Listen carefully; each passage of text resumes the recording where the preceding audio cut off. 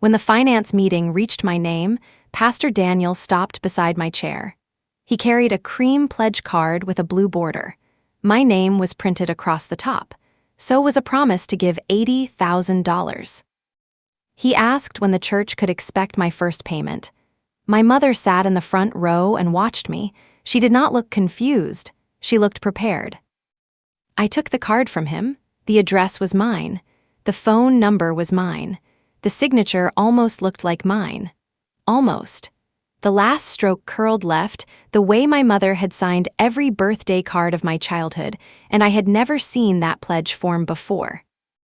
Yet 50 people were waiting for me to explain why I had broken a promise I had never made. My mother had also placed a folder on the chair beside her. A payment schedule showed through the clear cover. She had not come to hear the truth. She had come to make the lie official. What she did not know was that I had brought copies of her emails, a copy of the pledge record, and one question she could not answer without exposing herself. Before I tell you how that room changed, think about this. What would hurt more to you, losing the money or hearing your own name used as proof that you were dishonest? For me, it was the name. I had spent 40 years keeping it clean. My parents had spent 6 weeks trying to turn it into a collection notice. 6 weeks earlier, I was still excited about a house. It was a narrow brick townhouse on the south side of Nashville. The kitchen was small. The stairs creaked near the top. The back patio faced a row of maple trees and caught the evening sun. After 6 years in a rented apartment, it felt like a place where I could finally unpack every box. I was 40 and managed the office for a 3-location dental group.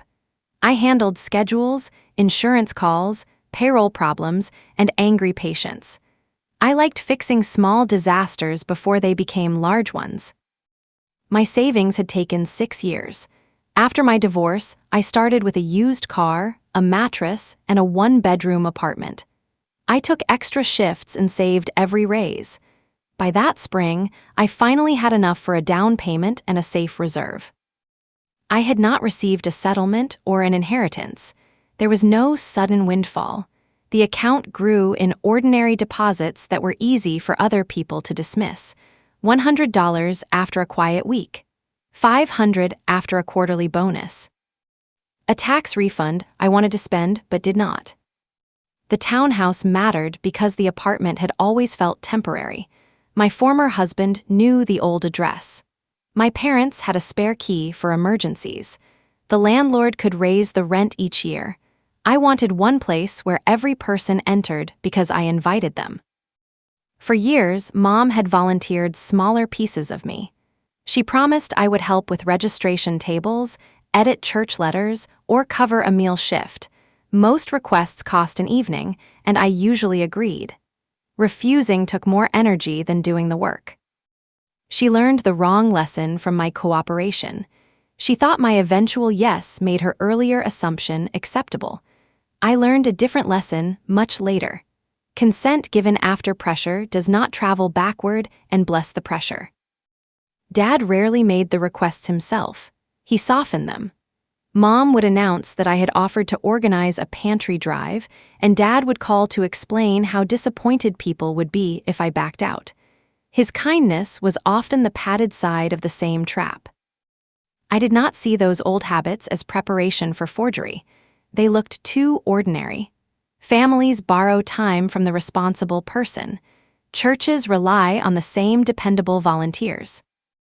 I told myself everyone knew the difference between assuming I would bring cookies and assigning $80,000. That difference felt obvious to me. To Mom, it was only a difference in scale. My parents knew I was looking. I made the mistake of inviting them to see the townhouse during an open house. Mom walked through every room as if she were judging a hotel.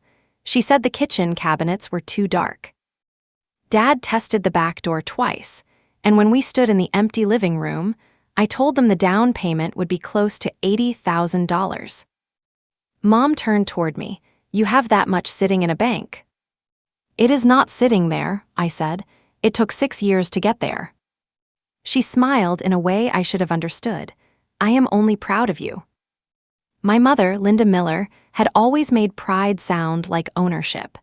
She was 66 and could organize a church supper for 200 people without raising her voice. She remembered allergies, anniversaries, and who had failed to send a thank you note. People called her dependable. At home, dependable often meant she had already made your decision and was waiting for you to notice. Dad was Paul. He was 68 and had retired from an insurance office 3 years earlier. He was gentle in public and careful at home. He could spend 10 minutes choosing a tomato, but he rarely challenged my mother. When she said, "We decided," the word we usually meant Linda had decided and Paul had stopped resisting. New Hope Community Church had been the center of their lives for more than 30 years. I grew up in its classrooms. I sang in the children's choir.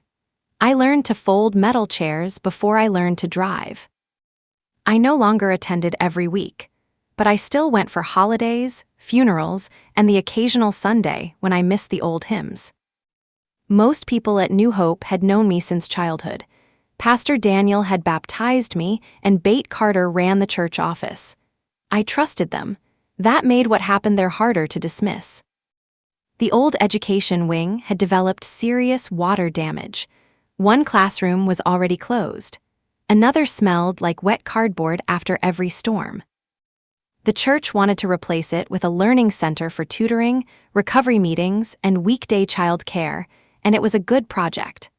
I had told Mom that more than once. Mom wanted to chair the campaign. This committee came with a stage, a brochure, and a brass plaque. Public leadership mattered to her. The Sunday after the open house, Mom asked me to stay for lunch. Dad made grilled cheese while she spread campaign papers across the kitchen table. The church needed several large gifts before approaching the congregation, and Mom wanted the Miller family to lead. She and Dad planned to give $20,000 over 4 years. That was generous. Then she said my portion would bring the family total to $100,000. My portion. $80,000, the same amount you were preparing to put into that house. Dad kept his eyes on the pan. No, I said. Mom acted as if I had rejected the plan before hearing it. I reminded her that the amount was the plan. She proposed annual payments and said I could buy a house later. In her version, my home was comfort while the church center was ministry. I told her the money was mine, and the answer was no. Dad said I should think beyond myself. Mom told me to pray about my legacy. Neither treated my refusal as a decision. A week passed without another mention. I believed the subject had died. That was my second mistake. My first was telling them the amount. Mom moved through the room in a cream suit, a blue ribbon on her name tag red campaign chair. She had gotten the position. When she hugged me, she said she knew I would support the project. Pastor Daniel thanked the first families who had made leadership pledges. The Millers came last. A slide showed that our family had promised $100,000. People turned toward our table. Mom lowered her eyes with practiced humility. Dad clapped once, then stopped, and Pastor Daniel credited my parents with $20,000 and thanked me for the remaining $80,000. Mom tightened her fingers around my wrist. "Smile," she whispered. I pulled away. "What did you do?" She warned me that people were looking. It was not a denial. It was an instruction to protect her. I left before the applause ended. I told myself I was protecting the church from a public fight. In truth, I was still trained to protect my mother from consequences. Dad followed me into the parking lot. He admitted that Mom expected me to change my mind. He minimized the pledge because the first payment was not due that day. He also argued that the center mattered more than my townhouse. "You need to correct it," I said. He asked me not to embarrass her. She did that herself. Mom called twice while I drove, then sent a message saying we would discuss my behavior after I became calmer. I had been volunteered for $80,000, but she had already moved the problem onto my reaction. I called Pastor Daniel from a grocery store lot. I told him I had never made the pledge and had never signed a card. He sounded stunned. Because Mom had submitted a signed form and the committee had already counted it in the public total, he asked me to come to the office on Monday. That was when I understood the trap. Mom had built other people's expectations around her lie. Every hour I stayed quiet made it look more like my promise. I did not sleep much that night. Every time I closed my eyes, I saw the slide with our family name and the round total beneath it.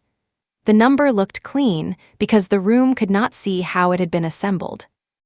The campaign page was already online. It listed leadership families, but not individual amounts. My parents' photograph sat near the top. The caption praised their example and referred to a multi-generational commitment. That phrase pulled me into the gift without using my name. It also made any correction sound like a daughter breaking ranks. Mom understood language well enough to build pressure before anyone knew there was a dispute. I wrote down the timeline before Monday's meeting. Lunch at my parents' house, my refusal, a silent week, the public announcement, Dad's admission in the parking lot, Mom's message about my behavior. Writing the order helped. My mother spoke in feelings and duties. A timeline did not care whether she felt entitled, frightened, or inspired. It only showed that my no came first. I also checked my bank account twice. The money was untouched. That should have comforted me. It did not.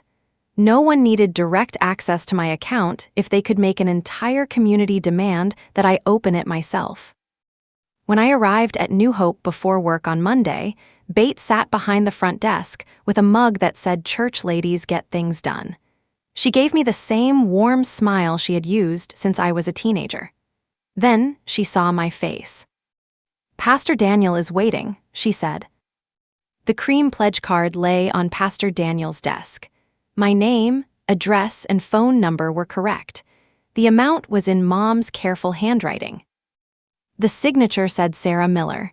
She had copied the shape of my name, but the final loop was hers. It sat there like a fingerprint. "This is not mine," I said. Pastor Daniel repeated Mom's claim that I had signed the card at home before traveling, though I had done neither. The card was dated 3 days before the committee selected her as campaign chair. She had delivered it herself. The church needed my denial in writing because the pledge had already been reported to a matching donor. Review could take 2 weeks, and my name would remain in the internal record until then. To Pastor Daniel, it was a record-needing correction. To me, it was a family demand turned into a moral debt. Bate brought me a statement. I wrote that I had never signed, authorized, or approved the pledge. I asked the church to remove my name from every campaign record. The original cream card stayed in Pastor Daniel's office. At work, I entered the wrong insurance code twice. Maya Brooks, our payroll coordinator and my closest friend, noticed. She listened as I described the card and the review process. She asked whether I had clearly refused before Mom submitted it. When I said yes, Maya told me to stop calling it a misunderstanding. That word had protected my family for years. It made a decision sound accidental. It made the injured person responsible for clearing the fog. That evening, Mom and Dad came to my apartment without calling. Mom placed the blue campaign folder on my table. Inside was a payment schedule with $20,000 due that summer. She insisted I had been emotional at lunch. Dad warned that removing my pledge might endanger a matching gift. Mom told me I should keep the word our family had given. "You made that promise," I said. "I did not." She listed school trips, my first car, and their support during my divorce. The message was clear. She believed raising me had created a balance she could collect later. I asked Dad whether he knew she had signed my name, and he looked at the floor and admitted that he knew she was submitting the family pledge. Then I asked Mom directly. "I completed the card on behalf of our family," she said. "That is not permission to sign as me." She argued that I had refused to see the larger need, and when I called it forgery, she accused me of using criminal language inside her home. We were standing in my apartment. I told them to leave.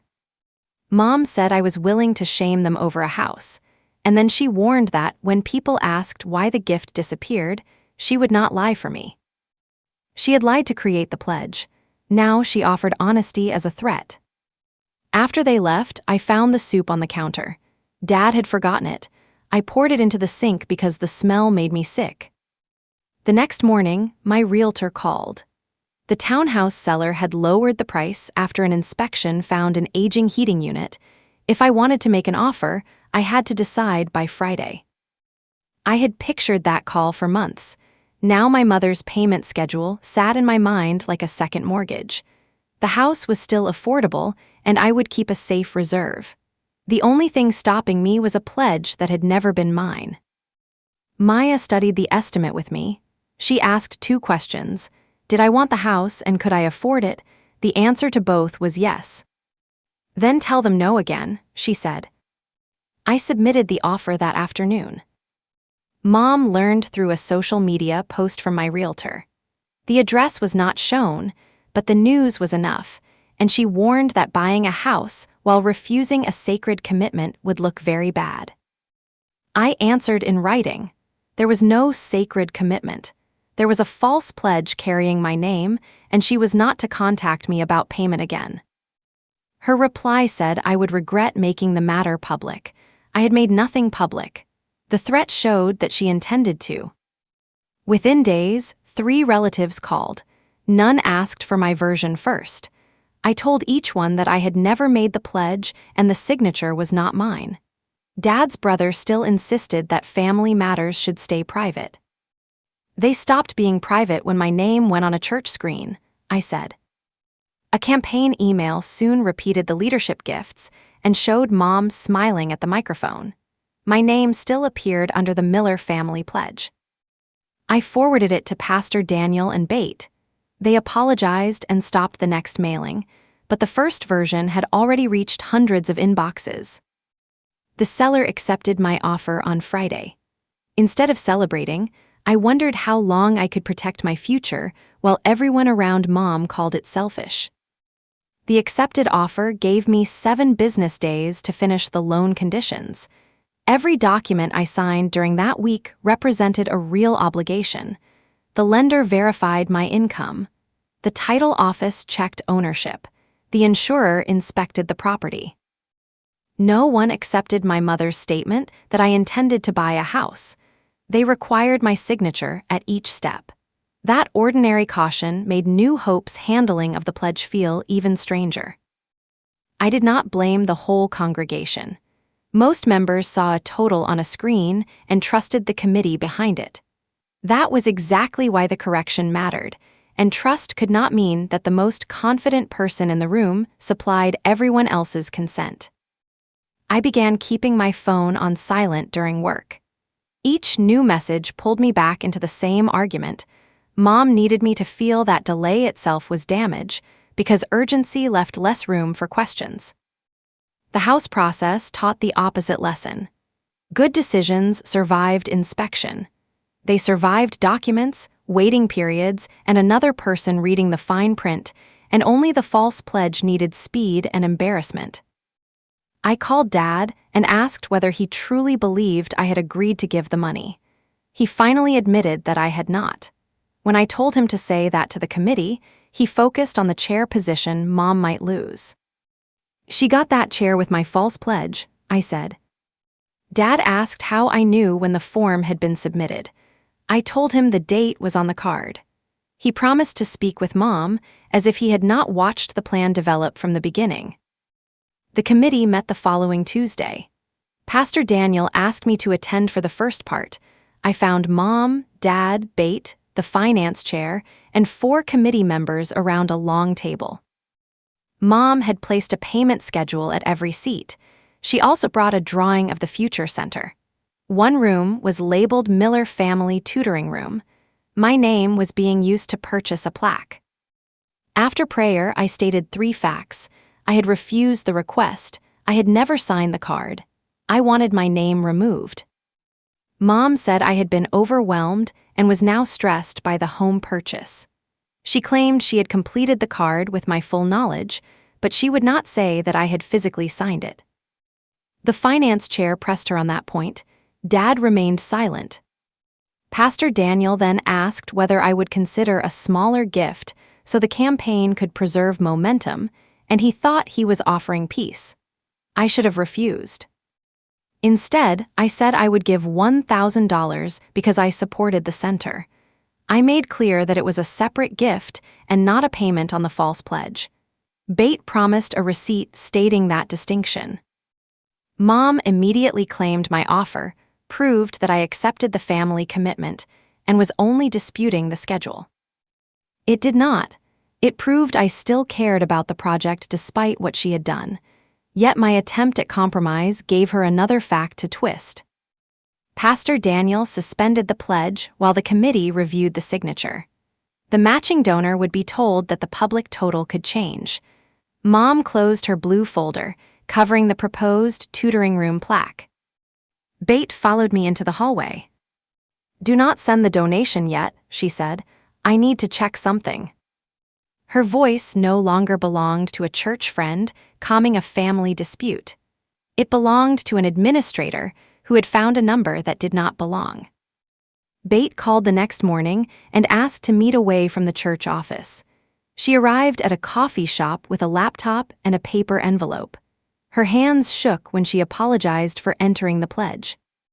Mom had done more than deliver a card. 4 days before the chair vote, she emailed that the Miller family would give $100,000. $20,000 would come from her and Dad. $80,000 would come from me. Bate replied that she needed a signed form. Mom then claimed I was busy and had authorized her to complete it. The next message exposed the plan. "Please date Sarah's card for Monday. The committee needs all lead gifts recorded before Thursday's chair vote. She has not returned the form yet, but she will not embarrass this family once the campaign is announced." The card was entered on Wednesday, but dated Monday. Mom's own words showed that I had not returned a form and that the announcement was meant to force me. Bate admitted she should have called. She had trusted Mom's claim that I signed at home. Now she had preserved the emails, restricted access to the original record, and forwarded everything to Pastor Daniel and the finance chair. The committee had chosen Mom as campaign chair by 1 vote. Her promised family gift had been a major reason. Another candidate had more experience, but Mom claimed she had already secured a 6-figure commitment. She had not forged my name only for a building. She had used it as a ballot. I took printed copies to work and locked them in my desk. Maya read the key email during lunch. She saw the same thing I did. The public announcement had never followed my consent. It was designed to replace it. I knew how to dispute a false record. I did not know how to revise a childhood. Mom had taught me that appearances became character. I became the daughter who arrived early, sent thank you notes, and paid every bill before it was due. After my divorce, she told church friends that my former husband and I had simply grown apart. She left out the damaged doors and the emptied account. Truth mattered most when it protected her version of us. The forged pledge was not a sudden change. It was the first time her old rules came with a number large enough for everyone to see. That Friday, New Hope mailed me a receipt for $1,000. It called the amount my first installment on the Miller family pledge. I had never sent the money. Bate checked the ledger. Mom had delivered cash in an envelope bearing my name. She had created a payment history after I disputed the pledge. Bate reversed the entry and returned the money. When she asked whether it should become my separate gift, I refused. "My gift will come from me." That difference had become the whole story. I called Mom and asked why she had paid under my name. She said she was preventing panic and protecting me from looking unreliable. She kept calling it a family pledge, as if those 2 words erased consent. I reminded her that the emails proved I had not agreed. Her only concern was that Bate had shown them to me. She claimed the messages were private committee business, though they used my name and my money. Then I gave her one chance to correct the record herself. She could tell the committee the truth, remove my name, and fix the public announcement. Mom said that would destroy the campaign. She repeated the unverified threat about the matching donor. Then she asked about my house inspection. She believed spending my own savings would become another offense. In her version, buying a home meant choosing myself over children. I already said no, I told her. You do not get a vote. She warned that she would not explain my choice kindly. Then she hung up. The next day, Pastor Daniel said the board had suspended Mom from campaign duties. He asked me not to discuss the emails publicly while the review continued. My name had not been removed. The pledge was only marked disputed. He called that a fair process for everyone involved. I was not involved, I said. That is the problem. I agreed not to post online before the board meeting. I did not agree to lie when people asked me directly. Mrs. Hale called that Sunday. She had taught my third-grade class. Now she had heard that financial trouble kept me from honoring the campaign gift. Mom had told people the house purchase came sooner than expected. The wording made my decision sound careless and the pledge sound real. I told Mrs. Hale the truth. I had never promised the money and the signature was not mine. She struggled to believe that Mom could do such a thing. I explained the whole family story in 3 sentences. Mom asked. I refused. She signed anyway. After the call, I felt guilty for upsetting an older woman I respected. That guilt made me furious. Mom had lied, yet telling the truth still felt like my act of violence. The townhouse inspection found an aging heating unit and one stuck window. The roof and plumbing were sound. Sunlight crossed the 2nd bedroom floor. I imagined a desk there, then imagined not asking my mother's opinion. I approved the inspection. 2 days later, Dr. Hayes called me into his office. Mom had contacted him through the clinic and asked about financial assistance for employees. She claimed I had made a charitable promise and was now struggling to keep it. She also wanted him to protect my standing in the community by encouraging me to pay. He told her my finances were none of his business and warned her not to call again. Do not apologize for someone else crossing a line, he told me. Mom had now shared the full amount with my employer. She was no longer seeking family support. She was building outside pressure around private information. My hands shook when I returned to my desk. Maya took one look at me and sent me home before I approved the whole staff for what she called a yacht budget. The joke gave me my first clean breath that morning. At home, I placed Mom's email beside the false cash receipt. The evidence formed a simple line. She knew I had refused. She submitted the card. She backdated it. She used it to win the chair. Then she created a payment and called my employer. I wrote the sequence on one page. Facts first, feelings later. That was how I handled office problems. It was also how I began separating myself from my mother's language. The next morning, I moved the earnest money into the closing account. The transfer was small compared with the final down payment, but it changed the house from an idea into an obligation I had chosen. I did not do it to make the savings unavailable to Mom. She had never had a right to them. I did it because I was tired of letting her false deadline compete with my real one. My lender asked for updated statements and a letter explaining one recent deposit from a work bonus.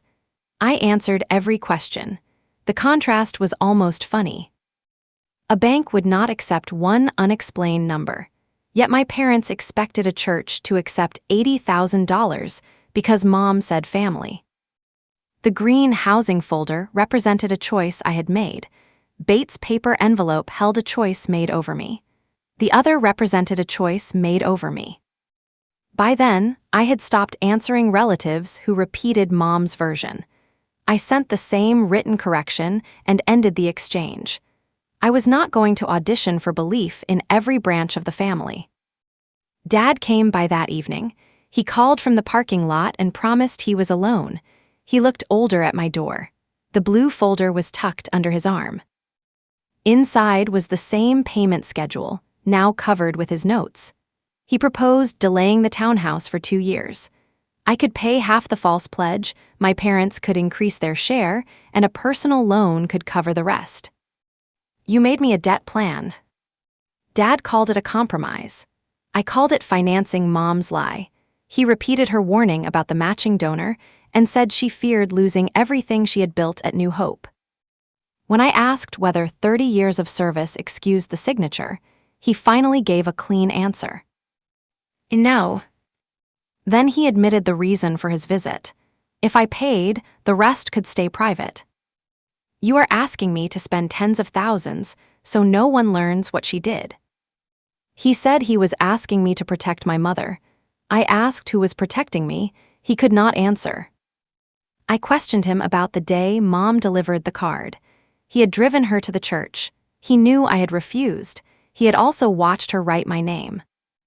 The admission ended my last hope that he learned about the forgery afterward.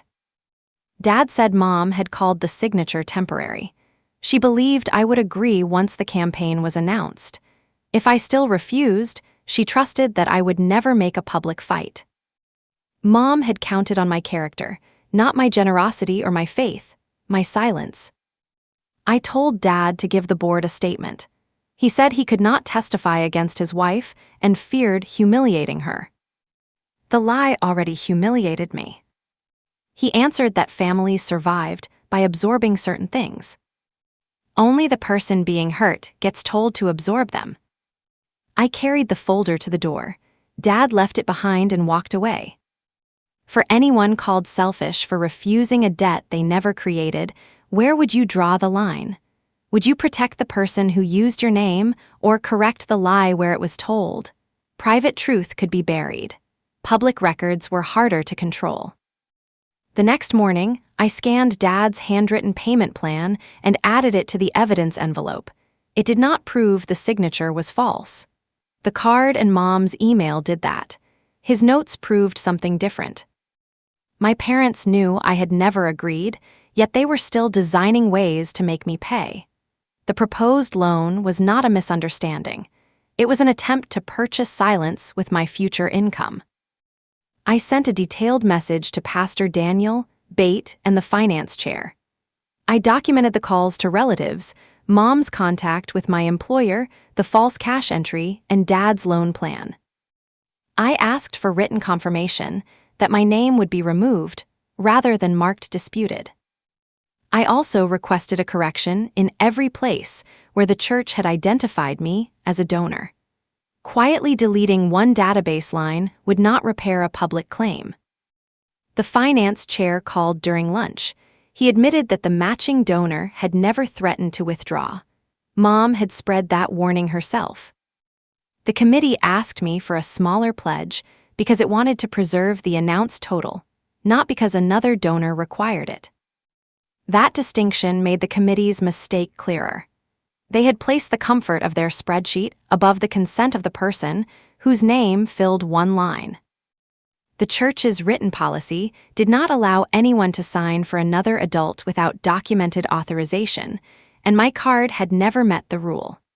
Still, the board planned a vote because Mom continued to claim that I gave verbal approval.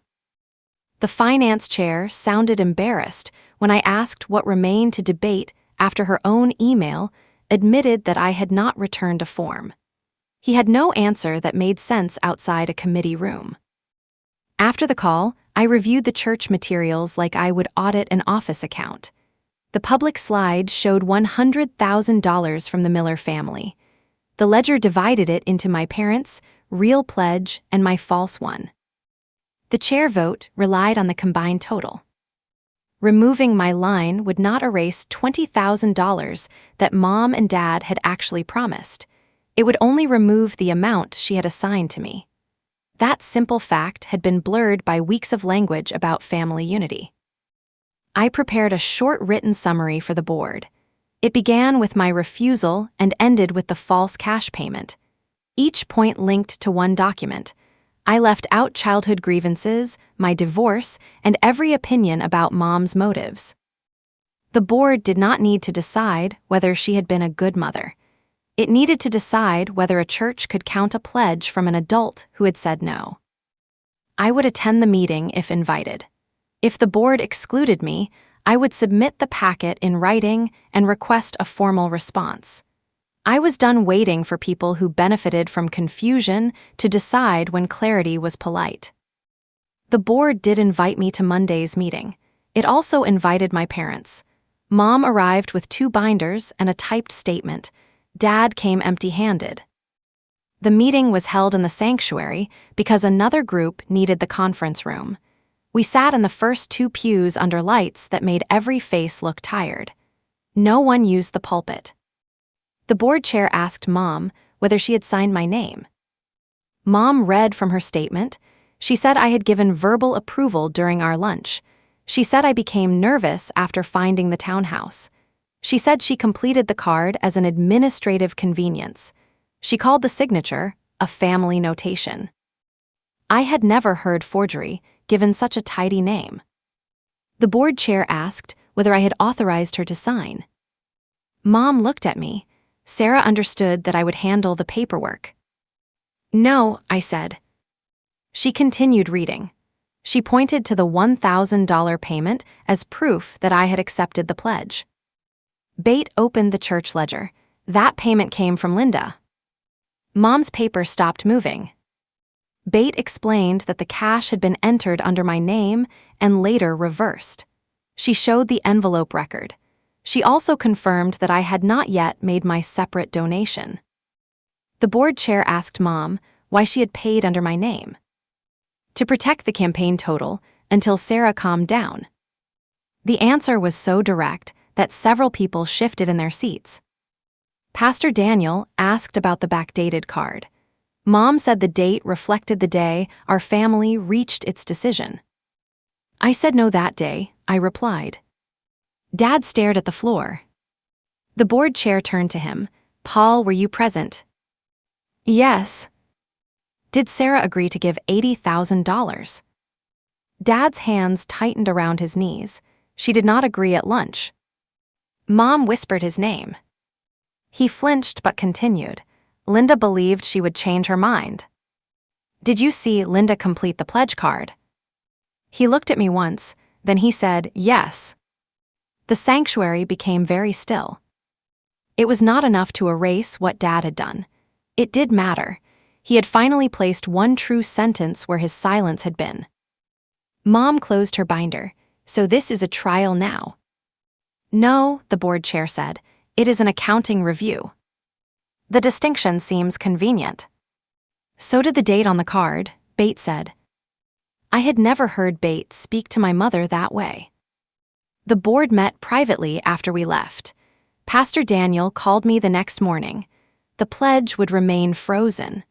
The board planned to recommend that it be declared invalid and removed from the campaign total. Recommend to whom? I asked. The congregation approves the quarterly financial report. Because the pledge was announced publicly, the correction will be part of that meeting. I did not want another room full of people. I also knew a private correction would never catch the public eye. Pastor Daniel said Mom had requested time to explain the family commitment. She also asked him to place one question on the agenda. What question? When the church can expect your first payment. I almost laughed, after everything she showed you. She says the congregation should hear both accounts. She wants an audience. I believe she thinks public pressure will change your answer. I looked at the copies spread across my desk, put the question on the agenda. He was quiet. Are you sure? Yes, ask it exactly the way she wrote it. That was how the moment from the beginning came to happen. Pastor Daniel did not surprise me with the question. My mother believed he would. She thought the sanctuary, the campaign total, and her years of service would do what the kitchen table had failed to do. I wanted the lie returned to the place where she had spent it. Pastor Daniel offered to read my statement for me. I declined. The church had already heard my mother's voice attached to my money. I wanted them to hear mine attached to my refusal. We agreed that the original pledge card would be present. Bate would bring the ledger and the emails. The board chair would explain the donor policy. Mom would be allowed to respond, but she could not turn the financial report into an unlimited family debate. The finance chair recalculated the campaign without my $80,000. The total dropped below the number announced at the kickoff, but it remained strong enough for the project to continue. The matching donor asked for a revised schedule, not a cancellation. That mattered because Mom's strongest claim had always been catastrophe. She said one honest correction would ruin the center. The actual consequence was less dramatic. The committee needed to adjust its plan and raise real money. I asked for a copy of the agenda. My name appeared under donor clarification. Mom's proposed question was written beneath it. Seeing the words on church letterhead made me feel sick, even though I had agreed to the format. For several minutes, I considered asking Pastor Daniel to remove the question. Then I remembered the campaign slide and the people turning toward me. Mom had relied on a public room to make refusal impossible. The answer needed to exist in the same kind of room. I did not plan to insult her or expose every private wound. I would state what happened, show the records, and ask the church to correct its own report. Any humiliation would come from the distance between her claims and the documents. That was the boundary I carried into the final week. I would not protect the lie.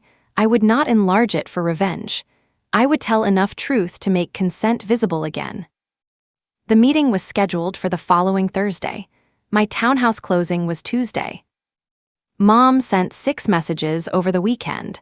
The first said the board had misunderstood her. The second said Bate was trying to take control of the campaign. The third said Pastor Daniel had become weak. The fourth asked whether I truly wanted children to lose a safe place over a signature. The fifth message was only one line. A good daughter would find a way to save her mother from this. I did not answer. The sixth said Dad's blood pressure was high. I called Dad directly. He said he was fine. Then he apologized for the message. Did you know she sent it? No. Did you ask her to stop? He paused. I asked her to give you space. That is not the same thing. I know. It was the first time he admitted that too. On Tuesday morning, I sat at a long table in a title office and signed my name more than 20 times. Every signature was mine. No one rushed me. No one explained what I meant. The closing agent pointed to each line and waited. The down payment left my account. The townhouse became mine. I stood alone in the empty living room that afternoon. The maple trees moved beyond the patio door. The kitchen cabinets were still too dark. The stairs still creaked. I had never loved a sound more. Maya arrived with pizza and a roll of paper towels.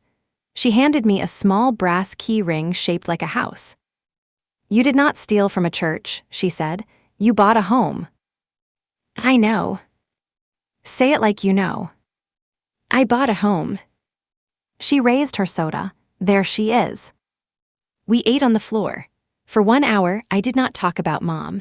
That hour felt like another room I owned. The next night, I prepared for the church meeting. I made 3 sets of documents. Each set contained my written denial, Mom's email about the chair vote, the entry log, the false cash payment, Dad's payment plan, and the message to my employer. Maya helped me place them in plain blue folders. She wanted labels and colored tabs. I said the facts were simple enough. At the bottom of my own folder, I placed the closing statement from the townhouse. I did not plan to show it. I needed to see it. My mother's payment schedule was no longer competing with a dream. The money had become a door, a roof, and a key in my pocket. I practiced the timeline once in my new living room. The empty walls threw my voice back at me. I sounded formal at first, like I was presenting an insurance appeal. Then I stopped reading and spoke from the sequence I knew. I said no before the card existed. Mom knew I had not signed. She changed the date. The pledge helped her become chair. She paid cash under my name after I objected. Those facts were enough. I removed 2 pages from the packet that described older family conflicts. They explained why Mom expected silence, but they did not prove anything about the church record. Including them would let her argue about my attitude instead of her actions. I also removed my bank statement. The amount in my account was never the question. Whether I had $10 or $10 million, no one could pledge it for me. That decision gave me unexpected relief. I did not need to prove that I deserved a home. I did not need to justify the cost, my age, my divorce, or the years I had saved. Consent did not depend on whether the room approved of my purchase. Bate called that evening to confirm that the original card was secured in the church office. She had placed it in a clear evidence sleeve so no one could alter the date or signature before the meeting. The cream card had traveled farther through the conflict than any of us. Mom used it to win authority. The church used it to count money. My parents used it to demand a loan. Now it would return as proof that none of those things began with my permission. I slept on a mattress on the floor because my furniture had not arrived. The new heating unit clicked too loudly, and a streetlight shone through the blinds. It was not a perfect first night. It was mine. Thursday evening, New Hope's sanctuary filled slowly. The quarterly meeting usually drew 20 people. That night, more than 50 came. Rumors had done what budget reports never could. Mom sat in the front row, wearing the same cream suit from the campaign kickoff. Dad sat beside her. The blue campaign folder rested on the empty chair to her right. Bate sat near the aisle with the church ledger. The board members occupied the second row. A campaign poster stood near the pulpit, and the total still included my $80,000, but a strip of white paper covered the number. Pastor Daniel opened with a prayer about truth and repair. Mom kept her eyes closed longer than anyone else. The finance chair reviewed ordinary expenses first: utilities, roof repairs, childcare licensing fees. My heart beat harder with every normal line. Then Pastor Daniel picked up the cream pledge card. He walked down the aisle and stopped beside my chair. He asked the exact question Mom had placed on the agenda. When could the church expect my first payment on the $80,000 pledge? Mom turned in her seat. Her face held the smallest smile. I took the card. I stood. The church cannot expect a payment, I said. I never made this pledge. A murmur moved through the room. Mom rose at once. Sarah, please do not do this dramatically. I looked at Pastor Daniel. May I finish? He nodded. You may. I held up the card. My mother asked me to give $80,000. I said no.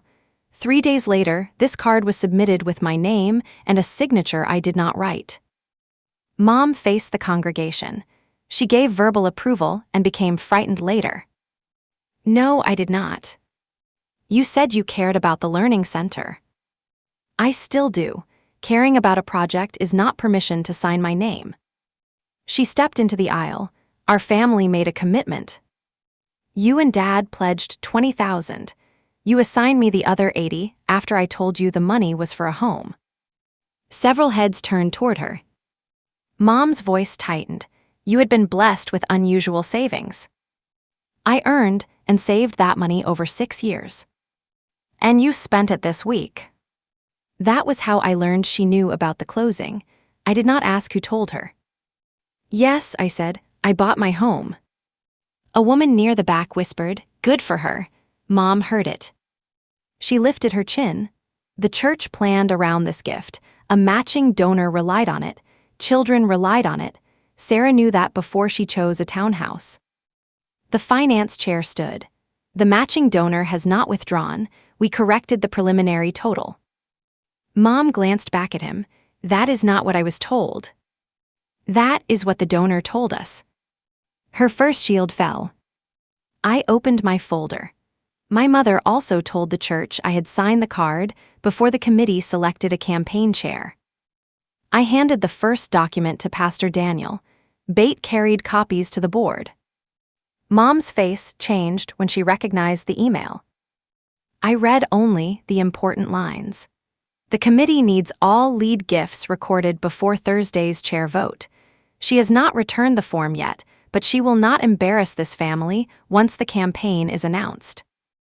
No one murmured this time. I looked at Mom. You wrote that I had not returned a form because I had never agreed. Then you asked Bate to date the card earlier. I was describing a delay in paperwork. You wrote that before you signed my name. I signed as your mother. You signed as me. The sentence landed cleanly. Mom turned toward Pastor Daniel. You know how families work. Parents speak for their children all the time. I am 40 years old, I said. A few people looked down. They were embarrassed for her now, not for me. Dad remained seated. His hands were folded between his knees. Mom pointed at him. Paul knew our intention. I faced him. Dad, did I agree? He looked at Mom. She shook her head once. Then he looked at the pledge card in my hand. No, he said, his voice carried through the sanctuary. Sarah said no. Mom closed her eyes. Pastor Daniel asked Dad whether he had seen the card completed. Yes. Who signed Sarah's name? Dad swallowed. Linda did. Her second shield fell. Mom spun toward him. You are letting them destroy 30 years of service. Dad's face was gray. I should have stopped it. It was not an apology to me. Not yet. It was the first honest description of his role. Mom looked around the sanctuary. I was trying to secure a building this church needs. I was trying to inspire generosity. Sarah could afford the gift. She simply decided her comfort mattered more. There it was, the argument beneath every excuse. She believed ability created obligation. She believed my savings became available the moment she found a nobler use. I set the pledge card on the small table beside the aisle. You did not make a family pledge, I said. You wrote a check with my name and expected shame to cash it. No one moved. You told the church I had promised. You used that promise to win the chair. When I objected, you paid cash under my name. You called my employer. You sent relatives after me. You did not ask me to be generous. You tried to make refusal too painful. Mom's eyes filled. I am your mother. That is why you knew exactly which pain to use. Her mouth opened, then closed. I handed the false receipt to the finance chair. Bate confirmed that Mom had delivered the cash. I handed over Dad's payment plan. I explained that my parents had suggested delaying my home and taking a loan so the false pledge could remain private. Dad covered his face. Mom did not. We were looking for a compromise. A compromise would start with my consent. You left us no other way. I said no, that was the other way. Pastor Daniel stepped beside the table. He addressed the congregation. The board reviewed the original records, the entry log, and the emails. Sarah Miller did not authorize this pledge. The card violates our donor policy. The board recommends removing it from the campaign total and correcting every public report. Mom turned toward him. You promised both sides would be heard. They were. You are choosing her anger over the learning center. No, he said, we are choosing an accurate record. The board chair moved that the pledge be declared invalid. Every board member raised a hand. The congregation then approved the corrected financial report. A few people abstained. No one voted to keep my name attached. Bate brought a red stamp from the office. She looked at me before using it. Would you like to see this done? Yes. She pressed the stamp across the cream card. Void. The sound was small, the relief was not. Pastor Daniel announced that Mom's suspension as campaign chair would become permanent. The committee would select new leadership. The proposed Miller family plaque would be removed from the building plan. Mom grabbed the blue folder from the chair. "You have all made a terrible mistake," she said. Then she looked at me. "I hope the house was worth this." I touched the key in my pocket. "The house did not cost me a mother. Your decision did." She left through the center aisle. The sanctuary doors shut behind her. Dad stayed seated. For a moment, I thought the meeting was over. Then Pastor Daniel faced me. "Sarah, I am sorry," he said. "We accepted a pledge without confirming it with you. We treated a clear denial like a family dispute. We also asked you to preserve a total that never belonged in our report." His apology did not erase the weeks. It did name them. "Thank you," I said. The finance chair apologized next. Bate did not. She had already done the work of repair. I asked for one more correction. "Please tell the congregation that the $1,000 cash payment did not come from me." Bate confirmed it. The finance chair said the cash had been returned to Mom. Then I took an envelope from my folder. It held a check for $1,000. "This is my gift to the Learning Center," I said. "It is not part of a family pledge. It is not a first payment. It is mine to give." I handed it to Bate. That choice mattered to me. I did not want my mother's lie to make generosity feel contaminated. I wanted the word yes to belong to me again. The meeting ended without applause. I was grateful for that. Applause would have made it feel like a performance. It was an accounting correction with a family wound running through it. I stayed in my chair while people gathered their coats. My legs felt weak. I had imagined relief as something bright and immediate. Instead, it felt like the end of a long alarm. The red stamp remained on the table beside Pastor Daniel. It had not changed my parents. It had changed the record. For that night, that was enough. Several members approached but stopped when they saw my face. I appreciated the restraint. I did not want theories about Mom, speeches about forgiveness, or praise for being brave. I wanted to leave without owing the room another emotional performance. Bate handed me copies of the approved correction and the revised total. She kept the original card for the annual file review. Every page had a date and a signature from someone who was actually authorized to give one.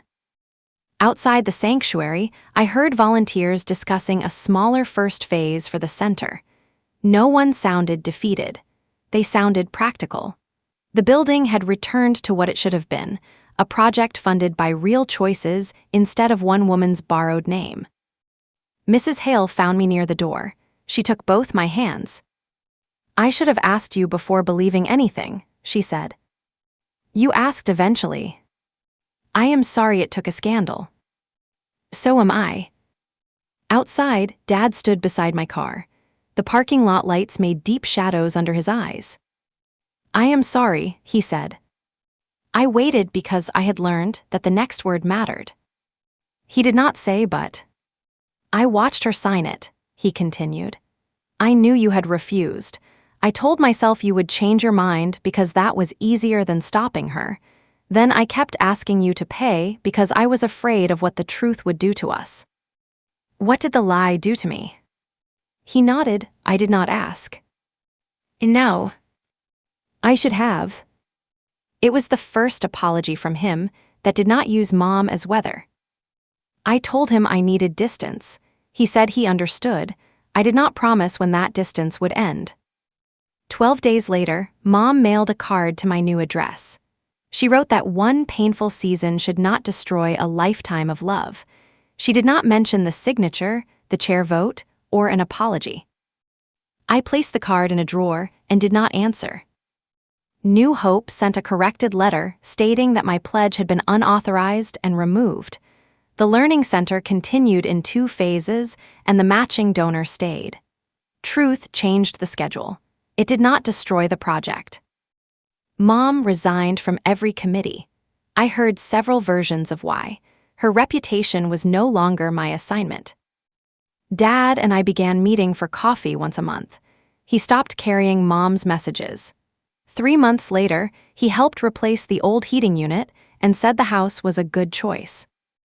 It was not forgiveness, it was one honest thing. I could accept that much. My mother and I remained apart. The condition for contact was simple.